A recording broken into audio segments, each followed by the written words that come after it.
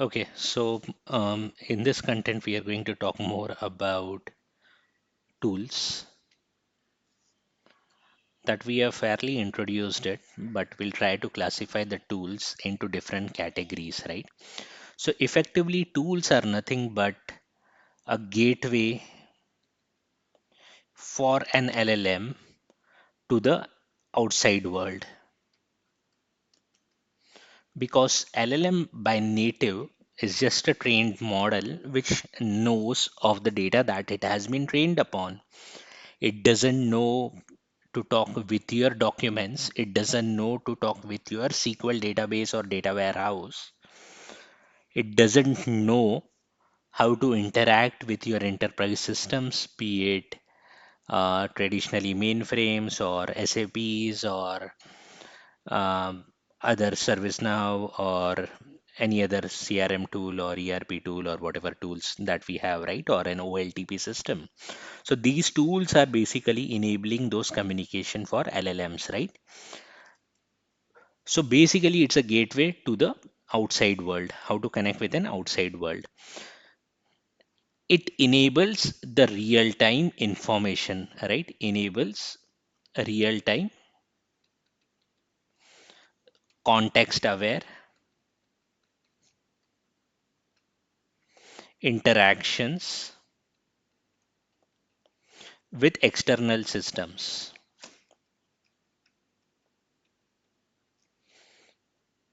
So when it is enabling it, most of the time the communication will be established using an APIs, right? Using an API. So you will be asking the teams or the S4 admin, the SAP or whatever, right? ServiceNow or other guys to create an APIs and give it to you, right?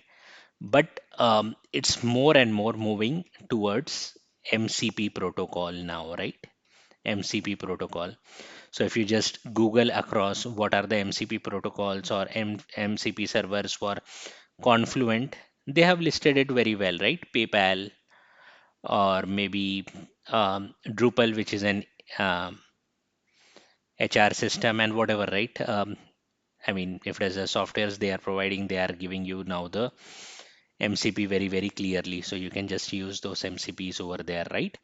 But in short, it's basically an APIs in the traditional definition. New definition is MCP. Of course, it has its own defined protocol, how the communication will happen, which we'll see when we study MCP. But if you don't know MCP, just think of it as an API, right? And it has been an API for a long, long time, right? So what this API or what this MCP or what these tools can do, right? It can do a couple of things. Maybe you wanted to update the calendar, right? Or update some setting or get some info, get info from DB, or it can be even to send an email, right? So if an AI agent needs to do it, or a generative AI application needs to do it, it uses the tools to do such kind of activities, right? And it is done by APIs. Nowadays is MCP. There are a couple of different ways. How do you classify different tools, right? Again, everyone comes with a different definition, but I will come up with a basic definition that Google defines it, and then we'll carry on to how MCP does when we study MCP. So it comes with the three definitions in which it is going to interact with a tool, using the tool as an extensions or using the tools as in functions or using the tools as a data stores, right? As a data stores. If I have to say the fundamental differences over here, right, in one liner, it is very simple and we'll keep on expanding as we go further, right? So if you want to communicate with your SQL database, if you want to communicate with your vector database, etc., you are going to use a tool of the type data stores, right? If you want to communicate with the databases, you are going to use a tool of the type data store. if you want to talk with an external APIs, right? So your AI agent, which is basically the model plus tools plus orchestration layer, if it needs to call the APIs, it is going to use extension, right? So your AI agent will itself call the APIs. For example, a API for updating a calendar, calling an API to update certain settings, right? Directly the AI agent will itself call, right? And function is little bit different. Instead of AI agent calling this APIs, it is not going to call the API, but just fetch the information from API. What is that API for? But who is going to call? The client is going to call, be it your chat window or be it the tool where the AI agent is interacted. This is going to call the API. So AI agent will only return the information for updating the calendar this API needs to be called. But if this AI agent is available on SFDC, if this AI agent is available on S4, if this AI agent is available on the certain Power BI dashboard or wherever this AI agent is available, that AI agent is directly going to that particular application is going to call the API directly, right? So we'll see what is the reasons and why that is needed.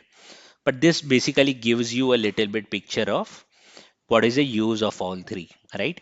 And I will take this snapshot and then I will start building on top of this all the differences that we want to um say about all these three things, right? And start developing on top of it why everything is needed, what is the benefit, which scenario we are going to use what, right?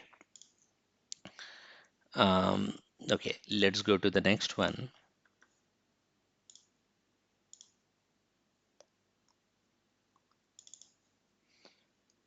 Image has an unsupported aspect ratio. I was thinking that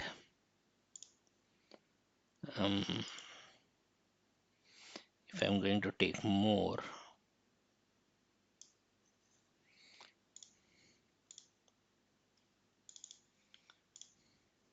so let's try to improve the aspect ratio before we can.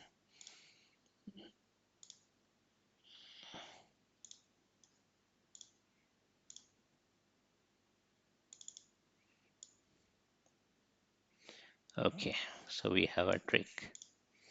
Okay, so let's go further and start building on each of those, right?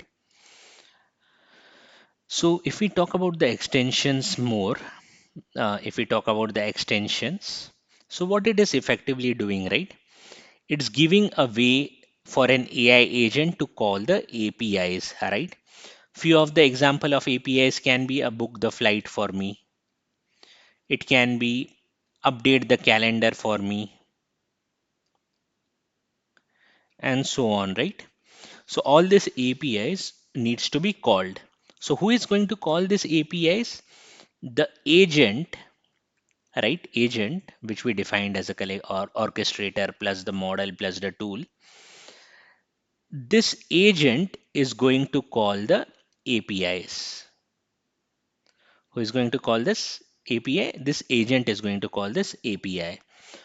One of the way could be every API is implemented as the custom code, right? Every API is implemented as a custom code, but it will become a little difficult because you still need to know what are the input parameters needed for an API, what is an output parameter that is going to be called for an API, what is the use of this API, right? Use of API and all these things, right? So how will this agent know when it needs to call the API, which API to call, and what is the purpose of each of these APIs? So to solve this problem, what is the purpose of each of the APIs and what are the inputs and what are the outputs that are needed to give this information to the agents, we add a new component called as an extension in between, right? So what this extension component does in between is It just has all this informations about the API. What are the informations that it has?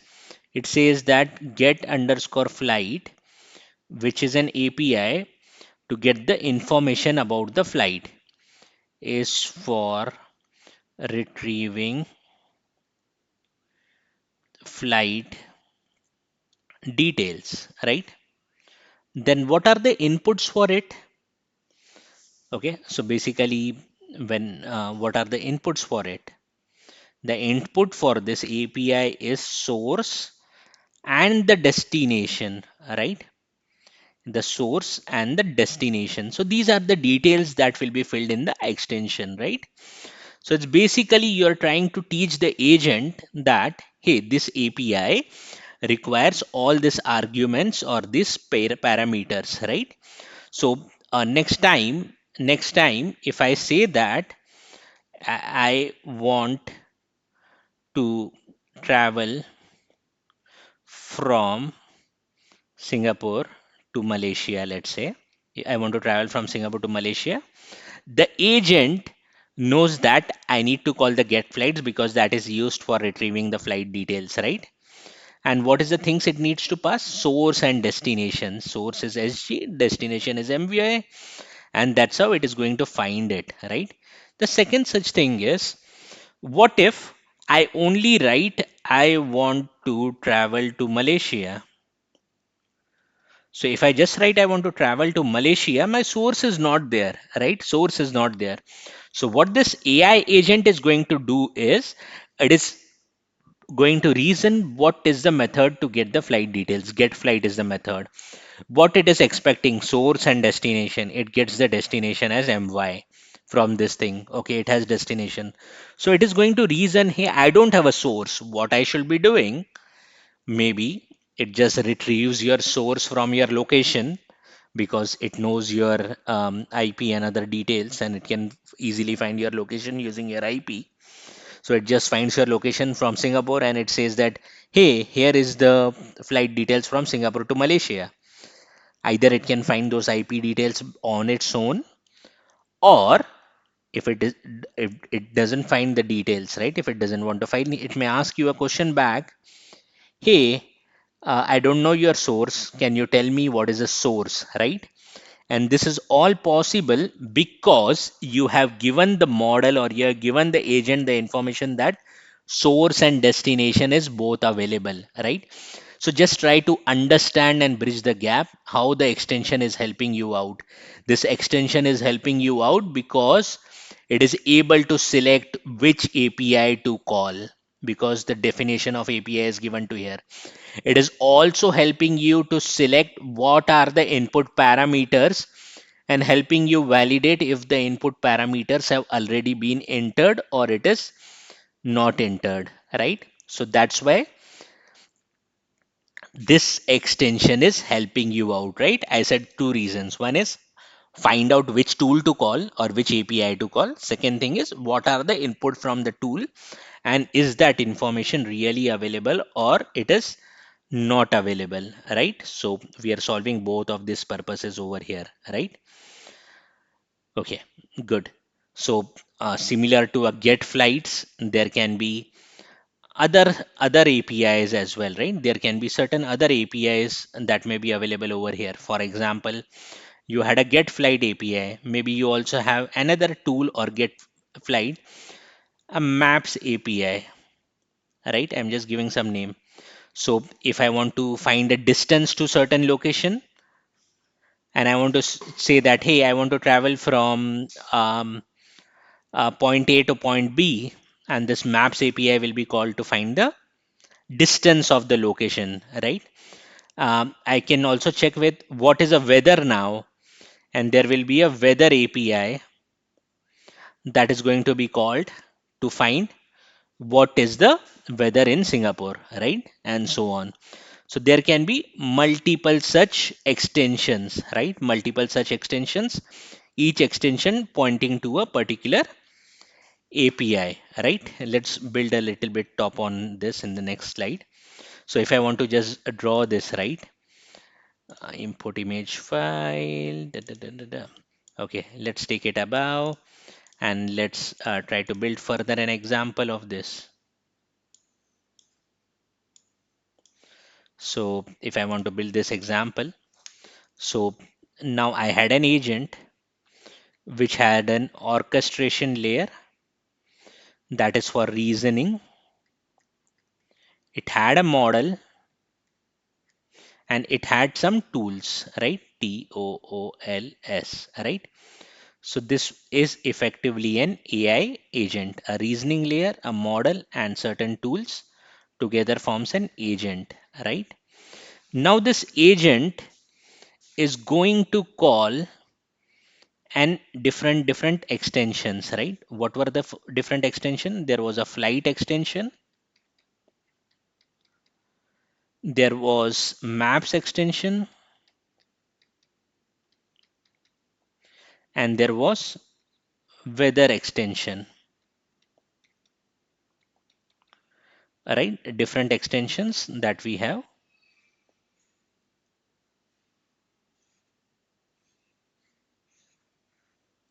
And each of this extension were to call the flights API. This extension calls maps API, and this particular extension calls the weather API. And your agents will actually keep on, you will have more and more and more and more tools that are going to be added over there, right? Okay. So it's if you just want to think of in a way, right? It's the same way how the software developer does as well. It looks into the manual of it, what are the inputs, what are the output, what needs to be called. Similarly, this is also called, right? So this is about extension. I don't think so I can remove this, but I will cut this off. We were talking more about an extension example over here, right? In this slide. So this is the extension, how the extension works, right?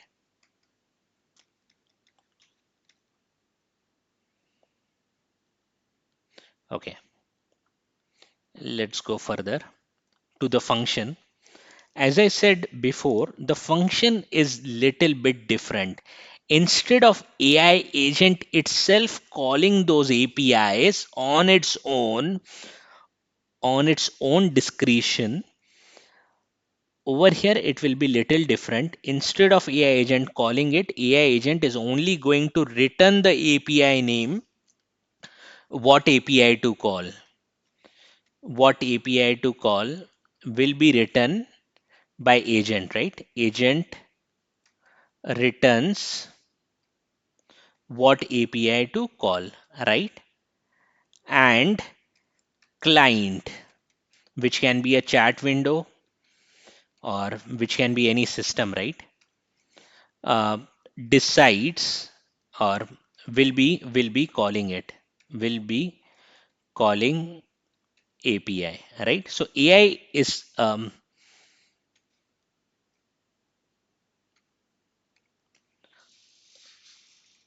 so agent is not going to call the API directly, right? Like the API was being called over there directly. The AI agent is not going to call the API. It will be the client side that is going to call these things, right? It is going to call the agent, is going to call the API, right? So functions is basically executed by the client, but extensions are executed by the AI agent itself, right? So if I want to draw the similar diagram, it will be the very similar diagram, but there will be a small difference, right? There will be a small difference if I have to um, uh, draw this same diagram over here. So if I want to draw this diagram, let me draw, right? So there was a UI which is maybe a chat window, right? And the chat window is talking to your AI agent, right? The chat window can be on your Teams chat, it can be on your Slack, or it can be on your UI on your AI application, right? So this is going to call the agent. Your agent will be typically running on your central AI platform,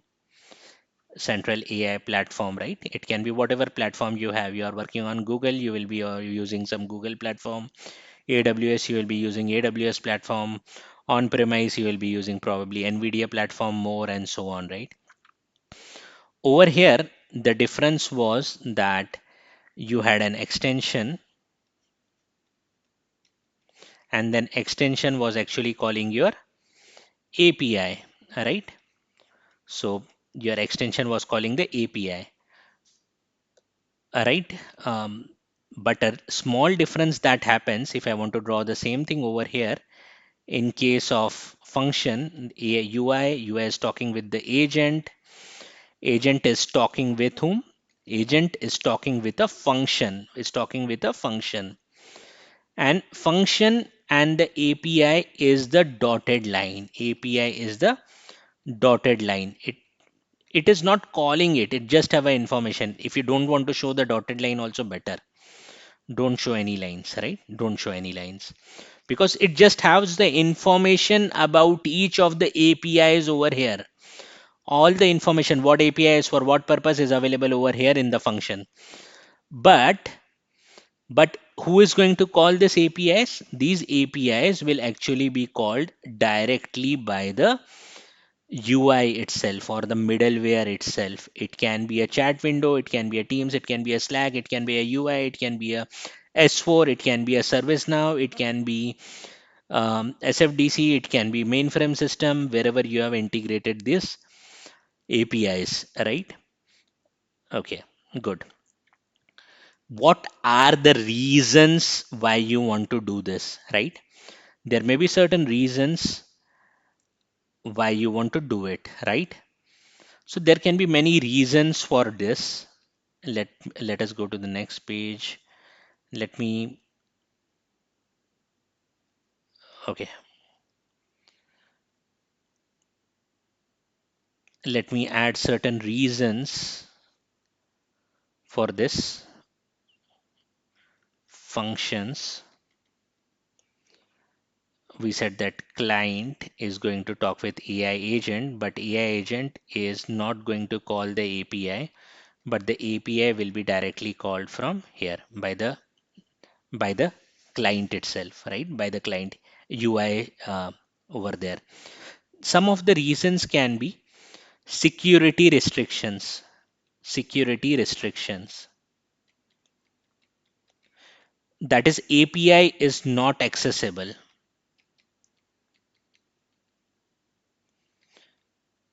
to AI agent. What is the example of it? What can be a security reason? Just think of it that you are in the hybrid cloud, your S4 is on premise, your AI system is on the cloud, let's say, and your AI system is on the cloud, and then AI system wants to talk with S4. It is not able to talk because let's say the S4 APIs can only be accessed only from on premise, right? That's one of the reason, and then they have just blocked the access. You have a security restriction and you cannot do anything, right? That's one of the things. The API is not accessible to the AI agents, right? And I said an example wherein the AI agent is running on the cloud and it wants to call an API to a system which is on-prem. It's not accessible because of certain security reason. It can be also human in middle. You want to implement a system wherein the updates should strictly not be done until the human approves it, right? So human in the middle is needed for an updates. So for a review, right? For review. So you don't want the AI agent to just call any update API. So all the update APIs, updating the S4 system, updating the SFDC system, updating the mainframe systems, all those APIs should strictly not be called by AI agent itself.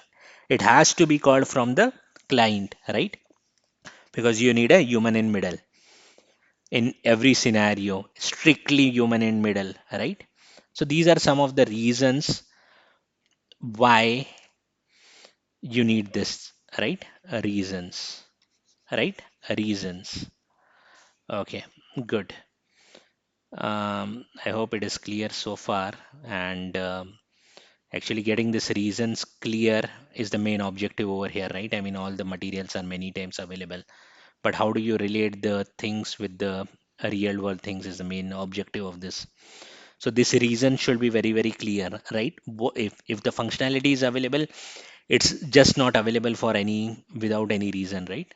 There is a reason, and this is the reason. Some of the reasons, there can be more reasons of it. Okay, let's go further, and we spoke in detail about um, the differences over here, right? If I want to further explain the function calling in the next slide more, functions, how does it happen, right?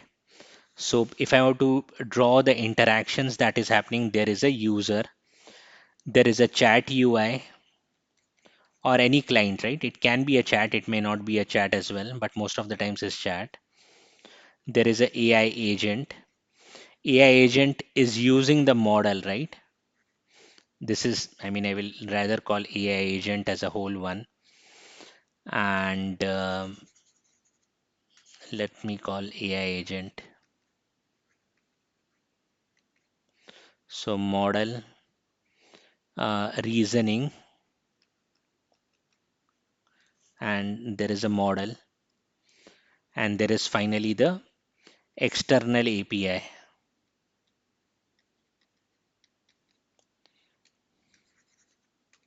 You have a model, right? And both are combined together. So let's say these are the different layers: a reasoning, model, external API, right? So let's say want to travel, user says that want to travel from Singapore to Malaysia, right? So what will happen? The user actually types the query on the chat UI, right? So what is, when it goes over here to the agent for the reasoning and other stuff, what does the agent does is it sends the model, sends prompt plus example to the model, right? So this is what it is going to send. So it sends the prompt. What is the prompt? Travel from Singapore to Malaysia. It sends the examples. If someone asks for a particular thing, what needs to be done, right? So what this model does, it performs, it uses the prompt, uses prompt and creates JSON, right? How the, what API to call and so on, right? So basically it says that, okay, this is what I need to call, right? But does it call an API? Does it call an API? No, it doesn't call the API. Had it been an extension, it would have called the API as well. But it doesn't call the API. It just returns over here. Okay, this is the function. There is a function to call. There is a origin, Singapore. There is a destination, and some JSON is given over here, right? And that is called. And then this will be written to the client side. So takes JSON that is written and calls function. Which function to call? Get flight, because it said that you have to call the get flight, right? Because the question is related to flight. So it will take the JSON and calls the function get flight, right? So this is going to call the API over here, whatever API needs to call, and it will get back the response, and it will be shown to the user, right? So this is what agent response. This is a API request, and this is a API response, and it is shown over here, right? So this is how the communication is happening, right? So had it been not a function, if it was an extension, API would had been directly called over here itself. But did this call the API? No, right? Because it is not an except, not an extension, right? Because now you want user to actually check those things before you need to call it, right? So this is an example of a function, right? This is the example why the functions is used and how the function is different as compared to the extension. Okay, let's go to the last one. The last one, that is a data store, right? We spoke about data store. Let me do directly on the next slide instead of mixing many things. So the third one was data store. So you have an AI agent and it needs to talk with different data stores, your documents, your websites, internal companies' websites. It needs to also talk with your structured data. And this is in between. So there has to be a in between a middle layer, right? There has to be a middle layer. So this middle layer that enables the communication between all this is called as a data store. So what does this data store does is all this information that it needs to refer is converted into the vector stores or vector DB, right? So this is basically a vector database, right? It does certain embeddings and keeps the things over here in the vector database. It does the things and embeds and keeps the things in a vector database so that the AI agent is able to retrieve the information from the vector database, right? Very good example of this is called as a RAG, right?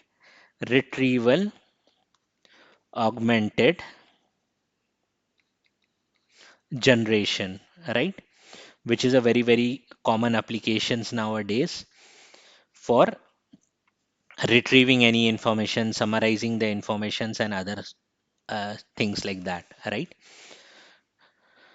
Okay, perfect. Um, Let me draw a little bit detailed diagram about the same thing. So when we talk about AI agent has something for reasoning. It has a model attached to it and it has tools with it, right? So these are the three things that are present with an AI agent, right? Now for a data store, which is your data store, and it is talking with certain PDFs, which is your document. It is looking into different blogs and websites, and it is looking into some um, Excel sheets, right? Excel spreadsheet. And in order to communicate with this, there can be a different type of a data stores. It can be a unstructured data store. It can be a website data store, which is having all the website data, and there can be a structured data store, right? Where all the structured data is kept, right? And this is a data store that talks. How the information actually flows over here, right? So all this informations from the PDF is converted into vectors, right? Using certain embedding algorithms, right? Using certain embedding algorithms because computer doesn't understand alphabets and characters. It understands zeros and ones and hexadecimal values and so on. So it is converted into the embeddings and stored into this unstructured data store, website data store, or the structured data store in the data store over here, from where the AI agent is going to interact. How the flow looks like, if you want to show the flow. So first purpose is all the information is already available over here, 1, 2, and 3, right? So if a user is going to query something, the first thing is I'm just querying that how to make the noodles. Maybe that information is available in one of the blogs, right? Or how to do a order of something, right? How to questions. It's going to do as embedding. It is going to do a embedding. So whatever question you ask, user said that how to cook noodles, how to cook noodles, it is going to do its embedding. It will do its embedding. It is going to look into the vector database, because you remember we created this is your vector database, right? All the vectors are kept over here. So it is going to query into the vector database. It is going to retrieve content,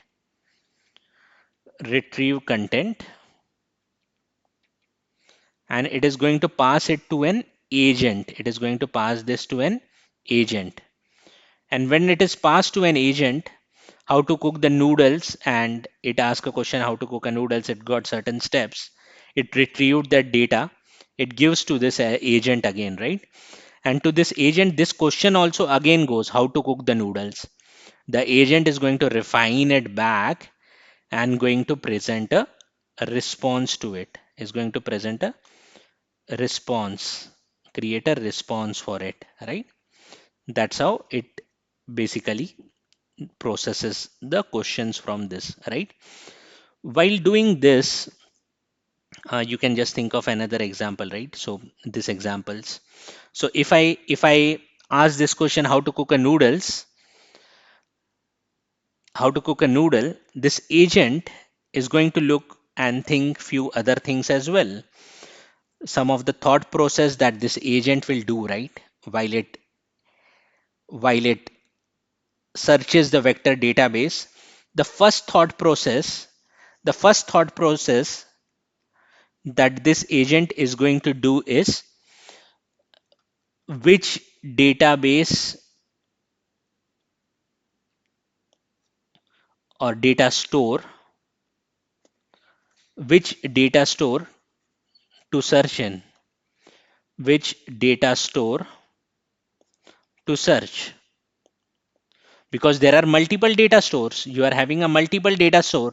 So what this AI agent, instead of creating an embedding and directly looking into the vector database, it is going to have the thought process, which data store to search.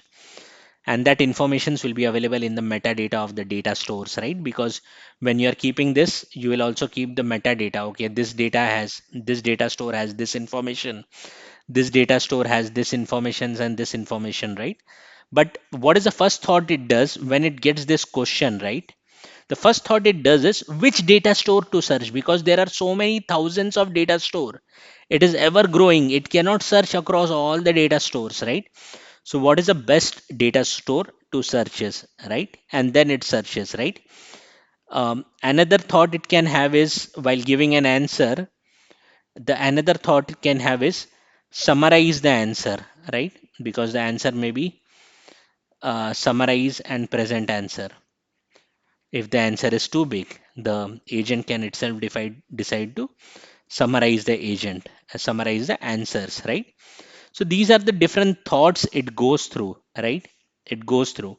Let us talk a little bit more about the thought processes that it goes through, right? So let us talk a little bit more over here. So what was the question? How to cook noodles? What are the things it does? So it does is thought, which data store to look into, because there are so many data stores that are available. Action, it decides which to look into and does the vector search, basically searches the data over there, right? It does the action, search the data, right? What is the input it gives for an action? The input that it gives is the same thing, how to cook the noodle. So when it is giving this thing, the input that it gives while doing a vector search is this one.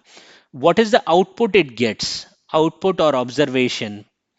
What is the output it gets? It gets certain output, right? It gets an output that uh, xy.pdf, or maybe I can say that Asian food.pdf has info about cooking noodles, and here is steps, right? Then it got this as output. Then thought, hey, it's too big. Summarize the answer, right? And it summarizes the answer and gives finally the final answer. Here's how to cook the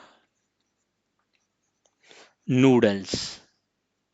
That goes finally to the user, right? That's all the reasoning that is happening behind the scenes, right? That's all the reasoning that is happening behind the scenes. And if I want to show this in an agent, let me show it in an agent. So I just put all this reasoning that it was doing, right, in case of a data store, and let me show it over here. Okay, so these are the reasonings that it was doing, all the processing and all the thought process this AI agent was doing, right, that we discussed in previous slide. So this is an agent, and agent has a big job to do is a reasoning, orchestrating, and this is the different reasoning it did, right? This is a different reasoning it did. For doing the reasoning, what it was using a language model it was using. And what is the tools it was talking to, what kind of a tools it was talking to? Now it was talking into the data store tool. Okay, it was talking to a tool, which was a pdf data store, which was a website data store, and which was also a sheets data store. There were these three types of the data stores that we were doing, right? And this is how the agent actually looked like. This is how the agent looked like, right? And if you want to show the human as well, if you want to show the human as well who was interacting with this, right? So this is your agent, and this is your agent. And if I want to save this and let me import it again on a new page, and this is your agent, this is your agent, and this is you, this is you who is on the chat window, and you are asking how to cook noodle, and it is giving you an answer. Noodle to cook using boil the water, put noodle or whatever, right? And it came from PDF name, page number 7, and you click on this PDF and it takes you to and opens that PDF also for you, right? So this is all about the tools that we wanted to go in the deep, right? So the difference should be very clear between extension, function calling, and data store. And I have emphasized a lot on it, but maybe I can just summarize it. So extension, function, data store, right? So extension, who is calling? Who is calling? Agent calls API. Okay. But who is calling over here? Chat, UI, or middleware, right? Middleware calls API, right? So this can be also called as agent side execution.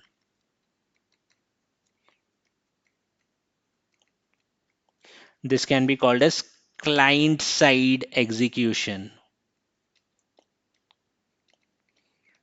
Okay.